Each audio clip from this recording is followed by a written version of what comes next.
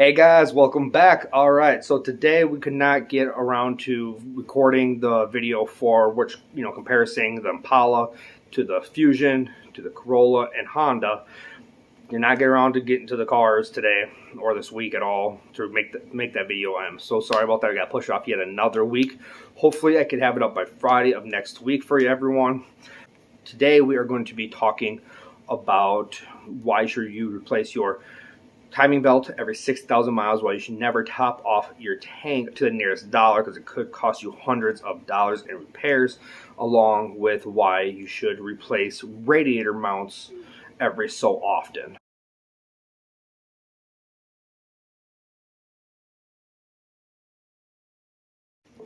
Alright guys, today we're going to start off by talking why you should never top off your fuel tank to the nearest dollar. Okay, because once you top off your tank, let's say you throw an extra 25 cents in, that could actually overfill your gas tank, dumping raw fuel into your vapor canister, which can cost about $85 to $165. Price may vary depending on your make, model, what you drive, and labor costs will determine on your local shop's cost. So for my vehicle, a 2010 Ford Escape, if my vapor canister went bad, I'd be paying about $165 for a good one, and then paying about $220 for diagnostics and repair. So I'm looking at $385 just to repair that, all because I wanted to put an extra 25 cents into my gas tank. No, it will not happen the first time you do it. It's going to take, if you constantly do it, it will cost you, who knows, it could be more than that, it could be less than that. Everything's depending on what you drive. Could be more, could be less. Figure it out. Alright, so when your vapor canister goes bad, it will cause your check engine light to illuminate. It could cause low fuel mileage. Let's say you get 380 miles out of a tank and now you're getting 300. Could be your vapor canister. And then on top of that, it could cause your engine to stall. It could cause a rough idle and difficulty starting. So, is it really worth paying, let's say, $385, $400 for repair, all because you wanted to put an extra quarter into your gas tank to top it off to the nearest dollar 5-6 times? So, is it really worth spending the extra money? Alright guys, let's jump into something a little more common. Timing belts. A ton of vehicles have them. So, I recommend replacing them, and so do most manufacturers, every 60,000 miles. Okay, if your timing belt were to break, it's never a good sign, especially if you have an interference motor. You're going to have bent valves, you might need a new head, so one of the valves might break and fall, actually get buried into the piston, and then you got to get a new piston, possibly a new block, because a whole source of a mess. Some interference motors are, from what I've seen, are starting to go away a little bit, but they're still there. Timing belts, though, they're coming in strong, but timing chains are becoming more common, from what I have been seeing. Could be wrong. Alright, and so when you replace it, they're going to cost you, what, $500? But, if you neglect it to where it breaks, it costs you a whole lot more, because some of these vehicles that have the timing belt have the water pump hooked up to the timing belt. So if that were to break, your car could actually overheat and possibly lose coolant through the pump if you neglect the timing belt itself, which could cause your engine to overheat, which causes a whole another mess of issues. Block could warp, head gas could go bad, and it's just even more money from there. And so, especially, make sure to clean your coolant every 150,000 miles, or every 5 years, especially when you live up here in Minnesota. We do not want that to freeze. That's going to cause a whole nother mess of issues that I do not want to get into. So I will actually do a video on your engine overheating and head gas going bad, and what kind of problems you can have once that happens, and another video all by itself, so I can kind of break it down a little bit more in depth. Alright, so your timing belt will cost you about $300 to $500 to replace. Some shops that could be parts and labor, some places that could be labor, some places that could be just parts. Everything's going to vary depending on year, make, and model, and where you live, and what your local shops charge, along with your local repair shops. Yes, you can order the parts online, but most shops that I've noticed do not want you bringing your own parts, because when they order parts, let's say through the local parts, let's say O'Reilly's, Napa, and also, no, not a sponsor, maybe one day. Maybe Napa will sponsor a video one day. Who knows? Wait and see, right, guys? All right, so let's see what we got here.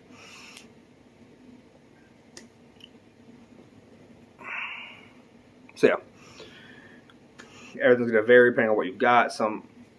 I've seen some that were $400. That's parts and labor. I've also seen some that were $1,200 with parts and labor. I don't know how much of a upcharge they are doing, but yeah. Anyway, when a shop supplies the parts and does labor, they can warranty out the parts. Some shops can actually warranty out the parts no matter how long it's been. Some shops go with the warranty that comes with it. Again, it depends on what shop you go to, where you live, everything, legal stuff, whatever. So remember to always replace your timing belts accordingly. I do not want to see you guys with a valve in your piston wrecking your block. All right, now we're jumping on to replacing your radiator rubber mounts. My friend did this and actually inspired me to make this video. So he did it for $25 in 10 minutes, and it could have saved him hundreds of dollars. Because a new radiator is $100 plus. Again, may vary from vehicle to vehicle. Shop rates on average are between $300 and $500. Again, may vary depending on where you live and what they charge. Like, for example, across the street, there's a shop that charges about like $95, $96 an hour versus in Rochester, that's about 45 minutes away or so, charging between $110 and $170 an hour for diagnostics and per hour for labor, which is absolutely insane. So what happens is when these mounts go bad, the radiator starts to rub and it can cause a leak. It could be a hole, it could be the sides separating, it could cause the fins to go separate and cause the leak. Who knows? Again, vehicle, everything's going to depend on where the leak comes from, but inevitably it will eventually leak. So instead of spending $100 plus on a radiator, you want to replace the mounts. That could be $25, $35. I looked up for my car, it cost me about $30. And I'm going to look at mine today because even I neglected quite a bit as far as, something like that, because it's just not something anybody really thinks about doing, replacing, to save them in the long run. That's why I'm making this video, so you guys can go check yours and possibly replace that instead of getting a new radiator, because then you're also going to have to do new coolant, which could cost you, who knows. Truck might charge you $75, truck might charge you $150, who knows. So, and then on top of that too, some shops actually charge a coolant disposal fee, which is going to cost you even more.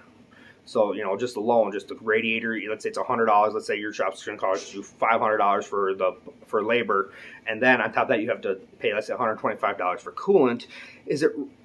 I think $30 fix for preventative maintenance is going to cost. I'd rather pay that versus $725 in replacing the radiator, getting new coolant, and paying someone to do it. So, go check your rubber mounts, guys. So these three simple things hopefully they were helpful, and hopefully you guys can use them to save yourself hundreds, if not thousands of dollars in repairs on your car throughout the years. Again, and also replacing your coolant every so often too, was 150,000 miles every 5 years to keep it nice and fresh, especially if you live up north like me up here in Minnesota. Keep it so it doesn't freeze. Alright guys, see you guys in the next video. Hopefully this has been helpful. Please let me know if it has been.